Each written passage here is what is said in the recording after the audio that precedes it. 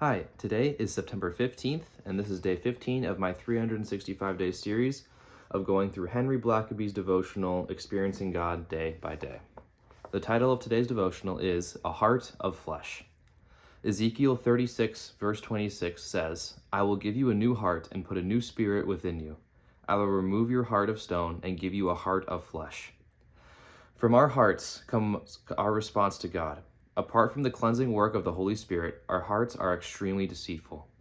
David prayed that God would cleanse him from the ravages of his sin and purify his heart.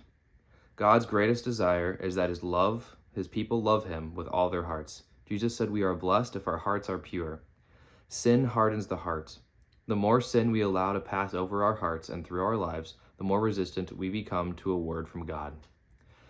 The sin of unforgiveness stiffens our hearts. We cannot continue to resist the prompting of the Holy Spirit without becoming hardened against him. Exposing ourselves to evil and ungodly influences desensitizes us to God and his word. Over time, our hearts become like stone, unreceptive to a fresh word from God. We become anesthetized to sin. Has your heart grown hard towards God? Do you feel as though nothing could soften it? God has a solution. He will separate you from the influences that are drowning you and destroying you. He will cleanse you from all filthiness and remove everything that has taken his place in your affections. He will remove your heart of stone and replace it with a heart of flesh, tender towards him and his word. If your love for God is not what it should be, ask him to renew your heart and restore your devotion to him.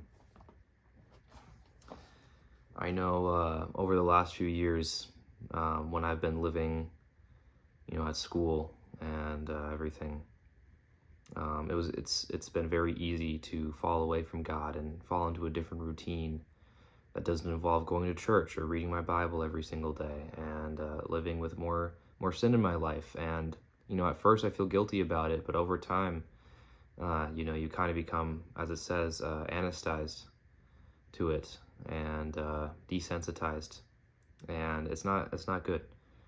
And more recently, I've been recognizing more of the sin that's been taking over what should be a healthy relationship with God, and instead of is more of a ignoring the sin and saying I love God instead.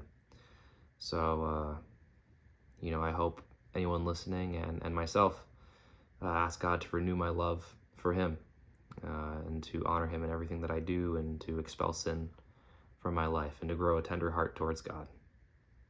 So, thank you for listening. God bless.